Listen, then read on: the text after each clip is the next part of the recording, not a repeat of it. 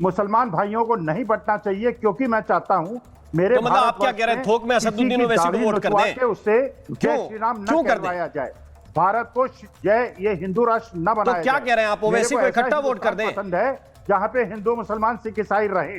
मैं एक शुद्ध सनातनी, नहीं, आप शुद्ध सनातनी है, तो ये क्यों कह रहे हैं कि ओवैसी को इकट्ठा वोट कर दें, बटे ना? मुसलमानों का हाथ पकड़ें। क्या कह रहे हैं आप? ऐसा क्यों कह रहे हैं सनातनी होके कि ओवैसी को वोट कर दें, कि बटना नहीं चाहिए मुसलमानों? ओवैसी तो बीजेपी का एजेंट है। आपने जो प्रस्तावना रखी थी उसमें आपने बताया 5 सीट जीता था, 15 सीट हराई थी उसने, और इसकी वजह से महागठबंधन की सरकार नहीं बनी थी। देखिए, हमें यदुवंशी भगवान श्री कृष्ण के वंशज चीफ मिनिस्टर चाहिए, और हमको केवट समाज के डिप्टी चीफ मिनिस्टर चाहिए जिन्होंने भगवान श्री राम को गंगा पार कराई थी। हमको ये ऐसे ढोंगी हिंदू नहीं चाहिए जो हिंदू राष्ट्र के नाम पे लोगों को ठगते हैं। हम मुसलमानों के साथ हैं, लेकिन ओवैसी साहब वहां पे आए हैं केवल भारतीय जनता पार्टी के एजेंट बनके। इससे उन्हें तो आप कैसे सच्चे सनातनी? अखिल जी के दो चश्मों से देखते हैं, कैसे सच्चे सनातनी? कि यदुवंशी भी चाहिए आपको केवट मल्लाह भी चाहिए, आप कैसे सनातनी है फिर? आपको क्या चाहिए? मतलब हिंदू को कैटेगरी में देखेंगे, हिंदू को बांट कर देखेंगे, सनातनी को बांट कर देखेंगे, एक सनातनी दूसरे सनातनी में भेद करेंगे, और मुस्लिम एक मुश्त चाहिए। ये कैसा सनातन प्रेम है भाई? मैं कैसा शुद्ध सनातनी हूं? बोलते हैं कि मैं ये सुनिए, इनको चुप कराइए, मेरे को बोलने दीजिए। मेरे से प्रश्न पूछा इन्हें। जी अखिल जी, मैं आ रहा हूं नीरज भाई, नीरज जी आ रहा हूं मैं जी। देखिए, शुद्ध सनातनी की पहचान होती है सर्वे भवन्तु सुखिनः सर्वे सन्तु निरामया। स्वामी विवेकानंद जो शिकागो में भाषण दिया था, उन्होंने कहा हिंदू वो होता है जो सबको गले लगाता है। मैं वो ठीक है, अब मुझे थोड़ा सा अनंत विजय जी के पास भी जाना पड़ेगा। ये मुझे नए किस्म के सनातन का ज्ञान मिला है, ये अच्छा लगा मुझे सुन के, बहुत अच्छा लगा। आप मेरी नहीं किया, मैं समझ गया। सर्वे भवन्तु सुखिनः सर्वे सन्तु निरामया। अरे इस परिभाषा में तो ये भी नहीं आता कि फिर मोदी जी का खराब हो जाए। इस परिभाषा में तो ये भी नहीं आता कि नीतीश कुमार का कुछ बिगड़ जाए। ये सनातन के नाम पे कलंक हैं। जी ठीक है, मैं पूछता हूं अनंत विजय जी, अनंत विजय जी, ये स्ट्रेटजी किस तरह की है कि भाई हिंदू बहुल इलाकों में कहेंगे कि विकास पे वोट करिए, मुद्दों की बात करिए, जो कोई कह दे कि एकजुट हो जाना है तो इसका मतलब वो कट्टर है, वो सांप्रदायिक है, वो ध्रुवीकरण करता है। लेकिन अनंत विजय यही परिभाषा सीमांचल में जाकर ठीक सिर के बल खड़ी हो जाती है। इसको कैसे देखते हैं अनंत विजय जी? राम कुमार जी, सबसे पहले तो इन शुद्ध सनातनी को थोड़ा चुप कराइए। मैंने पहला शुद्ध सनातनी देखा है जो हर वाक्य के पहले शुद्ध बोलता है और बाद में भी शुद्ध बोलता है। तो ऐसे शुद्ध सनातनी को नमन करते हुए मैं आगे बढ़ता हूँ।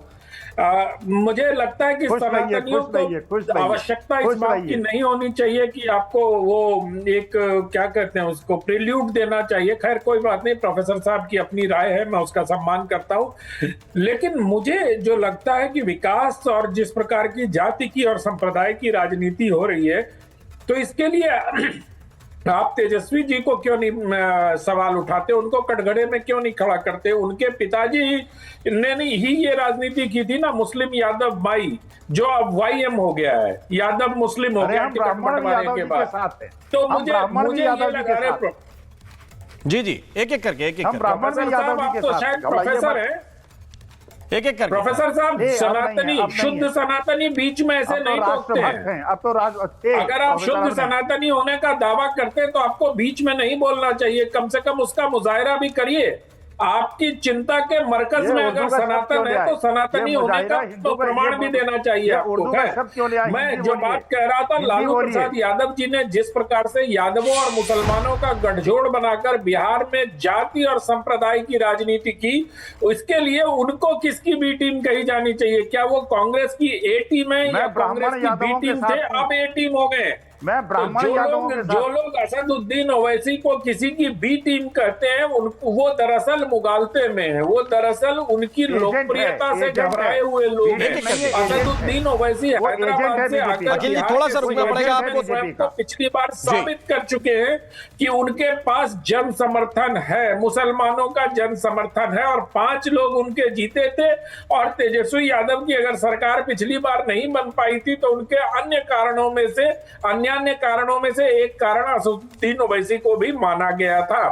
तो क्या ऐसा, अब जैसे ये शुद्ध सनातनी अखिल स्वामी जी कह रहे हैं, तो क्या इनको किसकी बी टीम मानी जानी चाहिए? क्या ये लालू यादव के बी टीम है जो सनातन के नाम पर मोदी सरकार को कमजोर करने का प्रयास कर रहे हैं? ऐसा नहीं होता है।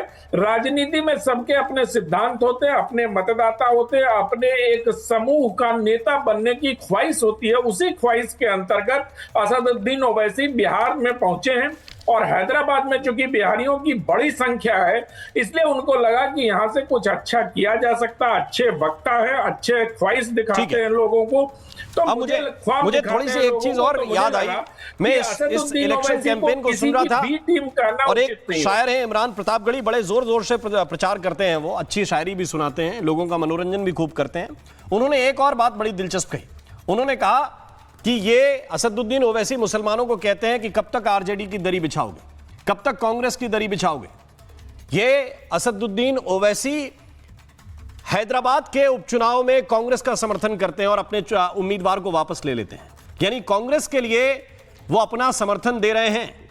और ये खुद इमरान प्रतापगढ़ी उसी चुनाव प्रचार में बात कर रहे हैं। और इसीलिए मैं आसिफ सोहेल एक बात आपसे पूछना चाहता हूं, कांग्रेस के साथ क्या अलाइनमेंट आपका है या असदुद्दीन ओवैसी का है?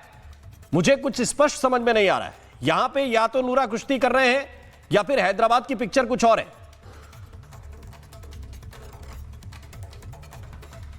सर, इसमें तो नूरा कुश्ती कुछ नहीं है। आप ये सवाल बैरिस्टर असदुद्दीन ओवैसी से पूछना चाहिए कि वो बिहार में कांग्रेस के खिलाफ लड़ रहे हैं और तेलंगाना में जो सो कांग्रेस का साथ दे रहे हैं, उसके पीछे क्या वजह है। देखिए उसमें लोकल पॉलिटिक्स का एक इशू है, वहाँ का एक इशू है। दोनों को उनको बेहतर जानते हैं कि काफी लोगों का सवाल यही है लोग उनसे भी कि भाई वहाँ पे अलग है, यहाँ पर अलग है। अगर वो पार्टी के प्रेसिडेंट है, कुछ सोच समझ कर रहे हैं तो उनको पता होना चाहिए।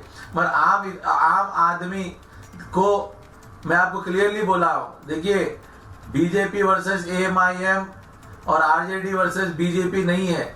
आज बिहार के अंदर जो मुद्दा है वो तालीम का है, नौकरियों का है, ठीक है, और हिस्सेदारी का है, वो अहम है।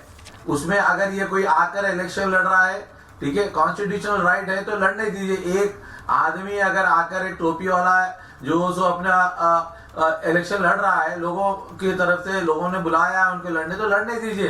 क्यों हम कब कह रहे हैं कि मत लड़िए, आपको संवैधानिक अधिकार है, आप पिछली बार भी लड़े थे, लड़िए, लेकिन क्लियर होनी चाहिए पिक्चर ना। कि ऐसा थोड़ी होगा कि भाई हैदराबाद में विचारधारा कुछ और है, बिहार में विचारधारा कुछ और है। अगर कांग्रेस खराब पार्टी है, आरजेडी खराब पार्टी है तो हैदराबाद में भी होगी। अगर कांग्रेस अच्छी पार्टी है तो हैदराबाद में भी होगी और बिहार में भी होगी। या कुछ बदल जाता है? ये लोगों के दिमाग में रहेगा कि नहीं रहेगा अपना वोट डालते वक्त?